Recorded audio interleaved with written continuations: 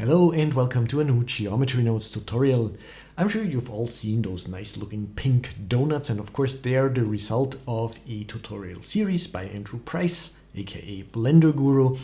Now in this tutorial we're also going to create a pink donut, but we're going to use like 99% geometry nodes. So we're not going to use a torus mesh and we're not going to use particle systems.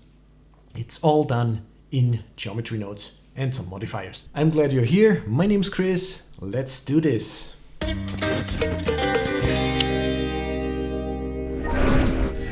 Alright, here I am in Blender 2.93, which is now in beta. And we're gonna start with the dough of the donut, so that torus shape. And you might be thinking, well, that's easy, Shift A, torus, which gives you a donut. But we want to try and make as much as we can using geometry nodes or nodes in general, also shader nodes, of course. So we're not going to use the torus, we're going to use geometry nodes. We have to start off with an object that has some geometry in it. We don't care, we're going to generate the donut ourselves, so we can just start with a plane, right? And then onto that plane, let's call it dough. That's going to be the dough. And we're going to start with a new geometry nodes node tree. So I'm in the geometry node editor here, and then you click new and you get a new geometry nodes node tree. I'm going to call this O because it's going to make the O, the donut shape. Now, the one cool thing in geometry nodes is you always get the geometry in and the geometry out. So this geometry coming out of here would be our four vertices that make up that plane now. And we're not going to use any of that because we can use mesh primitives to create new geometry. So if I put in, let's say, a cube and I ignore what's coming in here completely, I just generate new geometry, a cube. Okay, cool. So where is the torus? Well, there isn't any torus yet. Maybe it will be added here. I'm pretty sure it will be added, but for now, there is no torus. So we're going to have to make our own. So first thing, what is the torus? Well, it's like a circle extruded along a circle, right? So let's start off with a circle. And here we have a circle, and if we plug that in here, it gives me this. Now I want to turn it this way, so I have to turn my circle. Can do that with a geometry transform node, plug that in here. I want to, what do I want? I want to rotate on the X 90 degrees to make it standing up. And then I have to shift my geometry off the center a little bit on the X, so that if I rotate this around now, around the center, then I get a donut. Cool. Now, how do we rotate this circle around? Well, we always can add a modifier, and for doing that we can use the screw modifier, and there you go, we already have a donut. So you know we have this angle setting here, and if we set that to 360 it gives us a perfect circle. We also have the axis here. Of course we want to rotate around set, which is the default setting here, and we can set the steps here. I'm going to turn that up to 64 for viewport and render, just so we have a very nice looking, very smooth donut shape. Bring this back up to 360, and here we go. We have the donut. Now, if we think that the hole in the center needs to be a little bit bigger, we have to go back to our geometry nodes here. So we have to select the modifier, and we get back in here, and we can move the circle out a little bit more. So we have a donut. Now, the screw modifier is not a node in the node tree, right? It's a modifier. But when you think of it, a modifier is just like a node in a geometry nodes node tree. It has geometry for the input, it does something, and then it has geometry for the output, and whatever you put underneath in the modifier stack gets that geometry as the input, then that modifier does something and has an output. So this screw modifier is really nothing but a node, really. It's like the same thing. It doesn't matter if we do a transform node or a transform modifier. And I'm pretty sure, I mean, I'm looking into my crystal ball here and looking into the future, but I pretty sure that we're gonna see all of these generate modifiers that are in the generate category, and all of these deform modifiers here as nodes in geometry nodes pretty soon. I'm pretty sure. So for me, it makes no difference if I put a node in here and have it inside of this modifier, the geometry nodes modifier, or if I add a modifier. Because after this O, creating the O geometry, and then the screw modifier, we can again add another geometry nodes modifier underneath. So now we're working with this donut as our geometry input. And we can add, of course, other modifiers underneath here. For example, let me get rid of this one. Let's add a displace modifier. Now we could do this in geometry nodes, but we can also use the modifier. Like I said, this is still completely node-based to me, at least. And I'm sure there's going to be a displace. Actually, we already have that kind of sort of. We can use a texture. What is it called? Let me see. Attribute sample texture node, and then we can use basically do the same thing. You can displace along the normals, but for now I'm just going to use a displace modifier. I'm going to hit new, click this little icon here, go over here, do something like clouds, bring up the size to, I don't know, something 5. Okay, now this looks very lumpy. So we have to go back to the modifier and turn the strength down so that we have just a little bit of a displace. Cool. Maybe we want to go back here and do something like 4. So we get this. It's still very big. What can we do? Let's turn this strength down to 0.3, and then we have a lumpy donut. Okay, now it looks much more natural. Hey, you know what? I'm going to switch to rendered view over here. I do have this in here. Let me see. Oh, I have to switch my world visibility to diffuse, and then it's going to be really bright. So I'm going to turn this down. So we can see something. For now, we don't have a material yet, so it's all white, all right? Maybe this is still a bit strong. Okay, so basically, first geometry nodes thing and modifiers is done. Now, let's jump right into a material for this dough. So we need the dough object. We give it a new material, also call it dough. And over here, we have to go to the shader editor. And by default, we have a principled BSDF. That's fine. We're going to use that. We're going to crank up the roughness and make some nice brownish looking colors. I have my cheat sheet over here. Let me see. Where are my colors? I picked some colors from a reference picture that I just found on Google, and I'm going to use those in here. So the main color is going to be sort of this sort of brown. I can't. Awesome.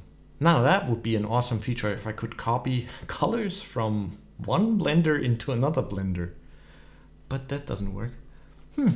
So I'm gonna have to work with hex values. That's fine too. And you know what? I'm going to right away put in a converter color ramp because we're gonna have different colors along the Z-axis. So let's do 3 colors, and the one in the middle is going to be this brown color. Okay, so this is gonna be the donut. And right away, you can see I changed something here in the colors, but nothing's showing up. What if I put it in here? Color brown. It's not turning brown. I'm set to cycles. This is rendered view. I can see that it's rendering, but it doesn't get brown. So this is already the first issue we have to solve, because this thing here is generated using this geometry nodes modifier with this node tree.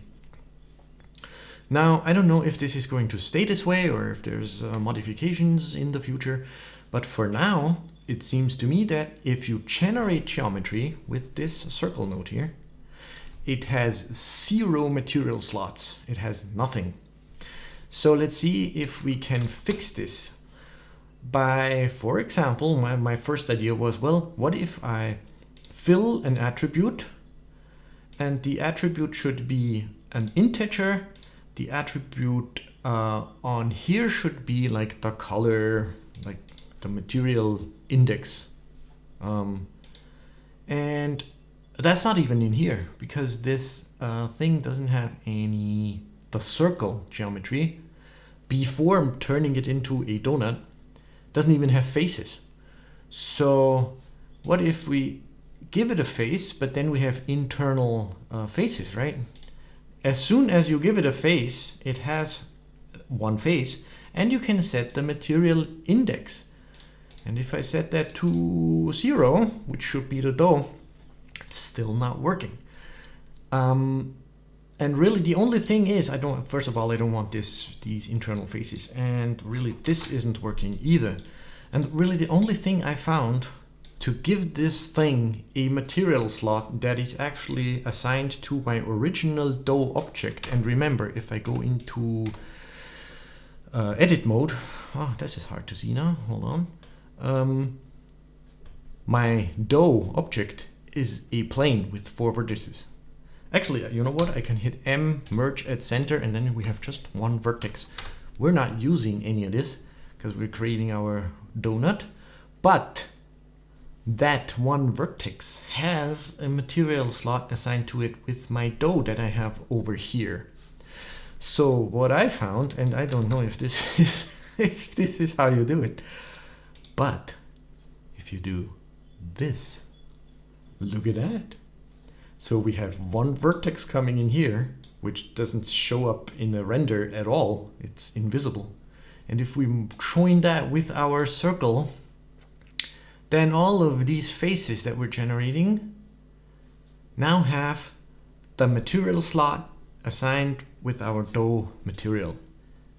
Awesome. So now we generated a donut and we can actually give it a material. So let's see, we want some lighter brown in the middle, right? So if the donut's in the oil, it gets baked on the bottom, and then you flip it over and it gets baked on. You always get this lighter ring around the middle, and that's what we're going to do here. Let me just get my color from over here. Again, I have to get the hex value, plug that in here. That makes it complicated. Hey, if you know of any way to copy a color like with Control-C from one blender to another blender, please let me know in the comments down below. Cool, so this is going to be like my middle color, and this is going to be my darkest color. Again, I have to copy the hex value over here, and this is kind of boring. Okay, now these are going to be my colors. Now I have to put them in the right place. I know that my donut is in the world center, so I can add an input geometry nodes. I can take the position, rip that apart into, how do I do that? Separate XYZ, position, XYZ, and take the C as my factor. And then it gives me this, which is almost what I want, but not quite. First of all, I want this brown to be on the top and the bottom, so I can do a math convert absolute. Where is it? Absolute here. So now the negative are turned into positives, and my color ramp here works in both directions.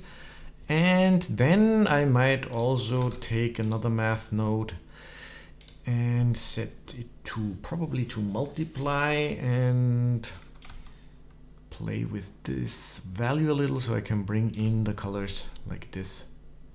Cool, now we have this lighter ring in the middle and then the darker on the outside. Already looks like a pretty good donut. It's very shiny though, right? So we're gonna have to fix that. First of all, we have to bring the roughness up quite a bit. It should be really rough. And we're gonna put on some clear coat. Just a little bit though, you know? A little bit of clear coat, and you can see we get these super sharp reflections. We're gonna turn up the clear coat roughness a little bit so that they're not that sharp. And of course, this is not what a donut looks like. This looks like a plastic donut now. We have to give it some bump, and then it's gonna look like, you know, like grease, that clear coat. So let's bring in some bump. We just need a noise texture. Noise texture. Let's look at the noise texture. Again, every time I start Blender, screencast keys is switched off. So please, somebody make this stay on for the future. And also, I don't know if this helps. It's kind of confusing for me, but this blue circle around the mouse pointer might be good for recording tutorials. Okay, so now we have this. We have to crank the size up here to something like 40, so we have very fine detail. We're gonna use that to plug into a vector bump, factor into height, normal into normal, and clear coat normal. Maybe just clear coat normal would be enough in this case. So we have this. What does that look like? This looks weird. Why does this look weird? Strength is way too high, of course. Okay, so now this looks like that. Bring down the distance. Oh, I think this scale should be 40, not 400. Yeah, look at that. That looks pretty cool. Now I'm not gonna waste too much time here doing this stuff. You know how it works. You can play around with this. So we have a little bit of a bump here. We have an interesting material, but this is just like a perfect horizontal line, right? I kind of don't like that. How can we fix this? Well, we have this vector here, and we could, for example, take a noise texture, plug that in here, and take the color and do something here. So we need some sort of converter vector math. Take this color, take this original position vector, add it or multiply it or something, plug that in here, and then we have more random, but this is a lot.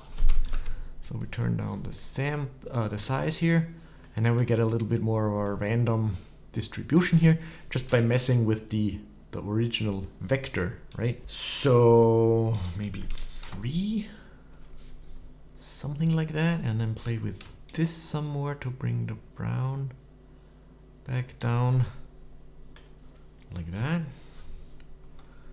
Cool. Is that good? Looks a little bit more organic, and we have this sort of the grease on top of it, very shiny. So this is what that looks like. And then also we only have this color distribution from the center going up with the different brown values here. I think I want to add a little bit more variation here. So I'm gonna take a Musgrave texture, which is a very organic looking texture that you can see here. I think I'm going to take a color mix node, color mix RGB, plug that in here, take this as the factor and bring in some darker brown, maybe just copy. Oh, here I can go Control-C, Control-V, right? And then turn it like really dark, mix that in with that, like, I don't know, play with the size here a little, like this. What does that look like? Looks like this. So we're getting these browner spots here. Let's play with the saturation, bring the hue over. How do we do this? So these look like that, and then we get even more random like spots, darker spots on the dough. Doesn't look that good, but you know, it's okay. So well, the dough part of the donut is done. Let me just save this. Cool, quick recap. Our dough object is just a single vertex.